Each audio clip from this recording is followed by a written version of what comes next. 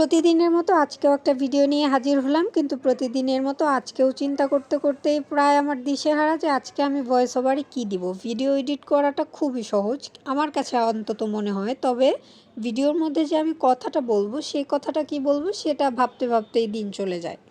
আমার মতো আর কে কে আছেন কমেন্ট করে জানাতে পারেন। তো বরাবরের মতো ভিডিওর মধ্যে কি দেখাবো, সেই রান্নাবান্নাই দেখাবো। তো দুপুরে রান্নার জন্য চলে এলাম। প্রথমে লাল শাকটা বসিয়ে দিয়েছি, আর আজকের লাল শাকটা খুবই মজা হয়েছিল। অনেক দিন পর মনে হয়েছে যে এই শাকটা মনে হয় আমি ক্ষেত থেকে মাত্র তুলে এনে তারপরে রান্না করেছি।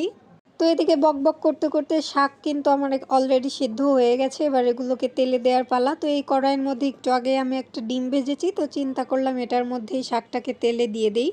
এজন্য পেঁয়াজ আর রসুন দিয়ে ভেজে নিচ্ছি। আর মরিচ আর লবণ তো আমি এর আগে সেদ্ধ করার সময় দিয়েছিলাম।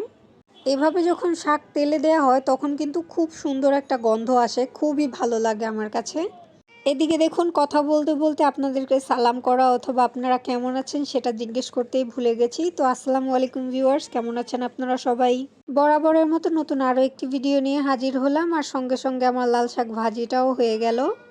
লাল শাক ভাজির পর্ব শেষ করে আমি এখানে হাঁসের ডিম সেদ্ধ করে ভেজে নিচ্ছি। এই হাঁসের ডিমগুলো ভুনা করব। আর শীতের মধ্যে কিন্তু হাঁসের মাংস, হাঁসের ডিম সব কিছুই মজা লাগে আমার কাছে। আপনাদের কাছে কেমন লাগে জানি না, কিন্তু আমার কাছে খুবই ভালো লাগে। তো ডিমগুলোকে খুব ভালোভাবে ভেজে নিয়েছি লবণ আর হলুদ মাখিয়ে। আমি আবার ডিম অতিরিক্ত ভাজি না, এজন্য হালকা ভেজেই তুলে নিলাম।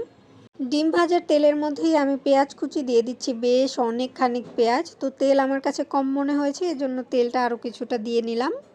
আগে শীতের মধ্যে স্কুল ছুটি দিবে, তারপর নানু বাড়ি যাব বা দাদু বাড়ি বেড়াতে যাব, এরকম একটা ভাইব কিন্তু কাজ করতো মনের মধ্যে।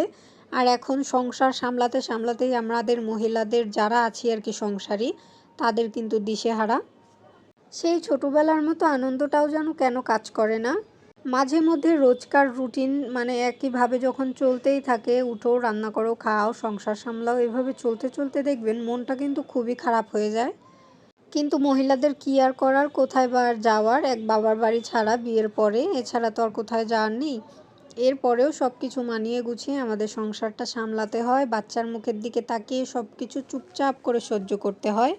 আবার অনেকে তো এই শীতের মধ্যে ট্যুরেও যায়, আর আমাদের বাচ্চাদের ডাইপার চেঞ্জ করতে করতেই দিন যায়। ট্যুরে আবার কবে যাব বলেন?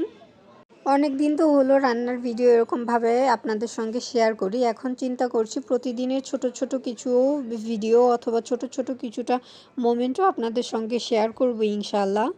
জানি না আপনাদের কাছে কতটুকু ভালো লাগবে, তবে আশা করছি ভালো লাগবে বা চেষ্টা করব। আজকে কেন জানি না সবগুলো রান্নাই খুবই মজা হয়েছিল।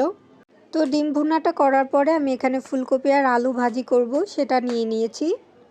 তেলের মধ্যে পেঁয়াজ, রসুন, কাঁচামরিচ ভেজে তারপর আমি ফুলকপি আলুটা ঢেলে দিয়েছি। আর আজকের আলুটা আমি খোসা সহই রান্না করব, মানে নতুন আলু তো এজন্য খোসাটা অতটা ফেলিনি। তারপরে লবণ হলুদ দিয়ে সামান্য কিছুটা পানি দিয়ে এটাকে ঢেকে রান্না করব। সেদ্ধ হয়ে যাওয়ার পর কিছুটা ভাজা ভাজা হয়ে এলে তারপরে ধনিয়া পাতা দিয়ে নামিয়ে নেব। আসলে এক একজনের রান্নার ধরন এক এক রকম, এজন্যই কিন্তু আপনাদের সঙ্গে শেয়ার করা আর গল্প করা।